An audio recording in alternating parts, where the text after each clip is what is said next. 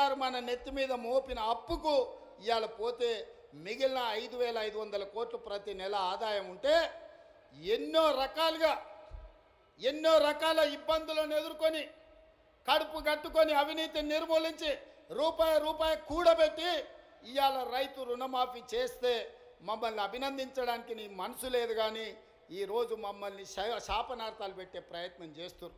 అందుకే ఇవాళ కేసీఆర్ బాధపడుతుండు. ఎందుకంటే రైతులకు రుణమాఫీ రేవంత్ రెడ్డి చేసే కదా, ఇంకా నాకేం మిగులుతుంది చెప్పనే. ఒరేసుకుంటే ఆనాడు ఉరి అన్నాడు, అవునా?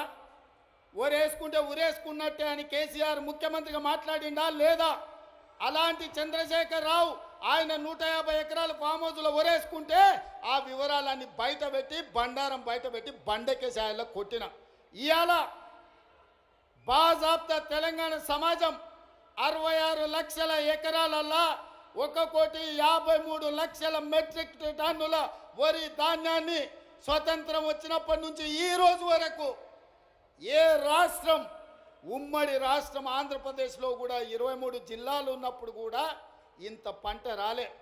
ప్రపంచ రికార్డు ఇవాళ తెలంగాణ రాష్ట్రం 66 లక్షల ఎకరాలలో 1,53,00,000 మెట్రిక్ టన్నుల వరి ధాన్యాన్ని పండిస్తే ఎంఎస్పి ఇవ్వడమే కాదు, సన్న వడ్లకు 500 రూపాయల బోనస్ ఇచ్చి కొంటున్న రాష్ట్రం ఈ దేశంలోనే తెలంగాణ రాష్ట్రం ఉంది.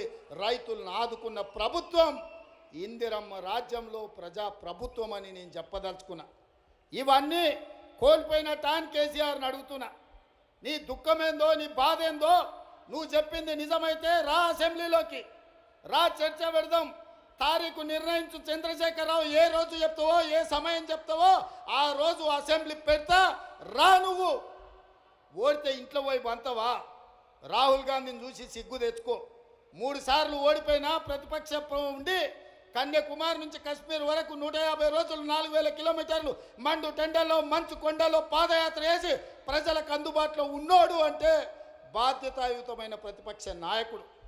అధికారంలో ఉంటే దోసుకుంటా, ప్రతిపక్షంలో ఉంటే ఫామ్ హౌస్లో వండుకుంటా. ఇదా నీ విధానం? నిజంగానే ప్రజలు కష్టాలలో ఉంటే ఫామ్ హౌస్లో గాడిది పండ్లు దొమ్ముతున్నావా? రా ప్రజల్లోకి వచ్చి మాట్లాడు. ప్రతిపక్షంగా ఏం సూచన చేస్తావో చెయ్యి ప్రభుత్వానికి. మేము వినడానికి సిద్ధంగా ఉన్నాం. నువ్వు లేవనెత్తిన అంశాలు సహేతుకమైనవైతే సరిదిద్దడానికి సిద్ధంగా ఉన్నాం. నువ్వు రావు. ఆ చిల్లరగాళ్ళని ఇద్దరిని ఊరి మీదకి వదిలిండి, అది చూసిన ఆంబోతులాగా. ఊర్లలో దేవుళ్ళకి వదులుతారుగా దున్నపోతులను తెలుసు కదా, అది 7 చేనుల మేసి వచ్చినా ఏమనం. దేవరకు వదులుతాం కదా అచ్చొచ్చిన వాటిని, దేవరకు వదిలే ఓ రోజు బలి ఇస్తారు. ఆ ఇద్దరిని అచ్చోసిన వాళ్ళలాగా ఊరి మీదకి వదిలి ఈరోజు ఏది పడితే అది మాట్లాడుతున్నారు. ఏమన్నా అర్థం పర్థం ఉందా? ఒక్కసారి ఆలోచన చేయండి మిత్రులారా. ఇంకా ఆ పక్కన లావు మనగాళ్ళు లడాయిపోతే వెనకాల 3 నూకుడు మనగాళ్ళంట. ఆయన కిషన్ రెడ్డి అనటాన్ని ఇంకొక ఆయన ఉన్నాడు. కేటీఆర్ ముందు రోజు మాట్లాడతాడు, రెండో రోజు కిషన్ రెడ్డి మాట్లాడతాడు.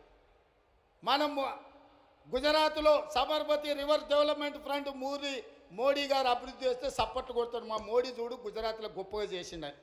కానీ అదే Musi river development front Hyderabad నగరంలో ప్రపంచానికి ఆదర్శంగా ఉండేట్టుగా మనం చేద్దామంటే వద్దు, నేను అడ్డం పడుకుంటా అంటాడు. నేనన్నా నువ్వు మోడీ గులాంవా, గుజరాత్ గులాంవా, ఎందుకు అడ్డం పడుతున్నావని. సిగ్గు లేకుండా నేను మోడీ గులాంని అంటుండు. ఆయన నన్ను అంటుండు సోనియమ్మకు నువ్వు గులాంవా అని. నేను ఒక్క మాట ఈ వేదిక మీద నుంచి స్పష్టంగా చెప్పదలుచుకున్నా. 60 ఏళ్ళ ఆకాంక్ష, 1200 మంది బిడ్డల ఆత్మ బలిదానాలు జరిగిన తెలంగాణ రాష్ట్రం రాకపోతే కన్న తల్లిగా గొప్ప మనసుతో ఆంధ్రప్రదేశ్లో పార్టీ చచ్చిపోయినా ఈ తెలంగాణ రాష్ట్రాన్ని ఇచ్చిన సోనియమ్మ మా అమ్మ, సోనియమ్మ మా అమ్మ, మా 4 కోట్ల తెలంగాణ బిడ్డలకు కన్న తల్లి. ఆమెకు ఊడిగం కాదు, ఆమె కాళ్ళు గడిగి ఆ నీళ్లు నెత్తి మీద చల్లుకున్నా అది తక్కువనే అవుతుంది. కిషన్ రెడ్డి, ఇప్పటికైనా నీ పాపాలు కడుక్కోవడానికి రా. సోనియమ్మ కాళ్ళు గడిగి మన ఇద్దరం నెత్తి మీద చల్లుకుంటే మోడీకి ఊడిగం చేసినందుకు కొంతైనా నీకు ప్రక్షాళన జరుగుద్ది అంటున్నా. పార్లమెంటులో నిటారుగా నిలబడి ఈ దేశ ప్రధానమంత్రి నరేంద్ర మోడీ తెలంగాణ రాష్ట్రాన్ని సోనియమ్మ పార్లమెంటు తలుపులు బంద్ చేసి దుర్మార్గమైన పని చేసి తల్లిని చంపి పిల్లని బతికించింది.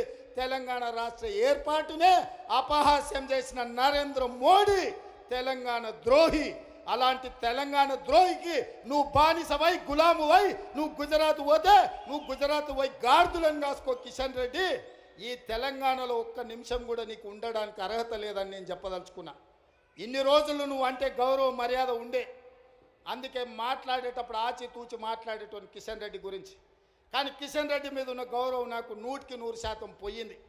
తెలంగాణ రాష్ట్ర ఏర్పాటునే వ్యతిరేకించి తెలంగాణ రాష్ట్ర పౌరుషాన్ని అవమానించిన నరేంద్ర మోడీకి నువ్వు గులాంగా మారినవంటే నువ్వు తెలంగాణ బతకడానికి అర్హత కోల్పోయినావు కిషన్ రెడ్డి.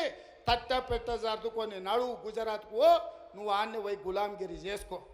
నేను మళ్ళొక్కసారి చెప్పదలుచుకున్నా, సోనియమ్మ కనికరం వల్ల, సోనియమ్మ త్యాగం వల్ల 60 సంవత్సరాల మా తెలంగాణ రాష్ట్ర స్వప్నం నిజమైంది. ఇవాళ సోనియమ్మకి ఎంత చేసినా తక్కువే. ఆ సోనియమ్మ కాళ్ళు గడిగి నెత్తి మీద చల్లుకోవడానికి మేమందరం సిద్ధంగా ఉన్నాం. ఇది అవమానంగా కాదు, ఆత్మ గౌరవంగా మేము భావిస్తున్నాం కిషన్ రెడ్డి. ఆ తల్లే లేకపోతే ఈ తెలంగాణ రాష్ట్రమే లేదు. ఈ తెలంగాణ రాష్ట్రంలో ఆత్మ గౌరవంతో ఇంత వేలాది మంది మనం సభ జరుపుకునేటోళ్ళం కాదు కిషన్ రెడ్డి. ఇప్పటికైనా తెలుసుకో, ఉద్యోగం మోడీ ఇచ్చిండు అనుకుంటున్నామేం, నీకు ఉద్యోగం ఇచ్చింది సికింద్రాబాద్ ప్రజలు. నీ ప్రజలకు కృతజ్ఞతగా ఉండు, నీ ప్రాంతానికి కృతజ్ఞతగా ఉండు.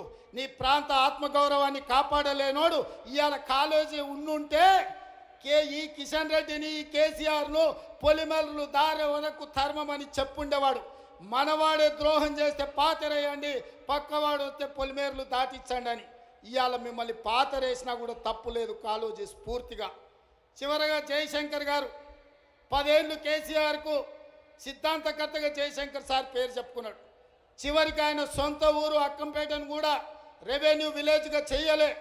మెయిన్ ఇందిరమ్మ రాజ్యం ప్రజాప్రభుత్వం ఏర్పడ్డాక జీవో ఇచ్చి జయశంకర్ గారి ఊరిని రెవెన్యూ విలేజ్గా మార్చి జయశంకర్ గారి ఆత్మగౌరవాన్ని నిలబెట్టడానికి ప్రయత్నం చేసింది మా ప్రభుత్వం.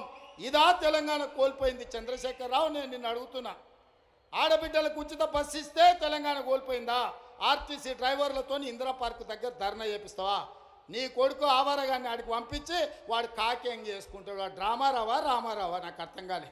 కాకేంగ్ చేసుకొని ఆటోలో తిరుగుతా ఆయన ఆటో రాముడు అయిపోతాడంట. కొంచెమన్నా సిగ్గు ఉండాలనే తెలంగాణ సమాజం ఏమనుకుంటుందని. ఇంత సిగ్గుసేరని తప్పిపోతారా 10 నెలలకే? ఇట్లాంటి నేను ఎవరిని చూడలే.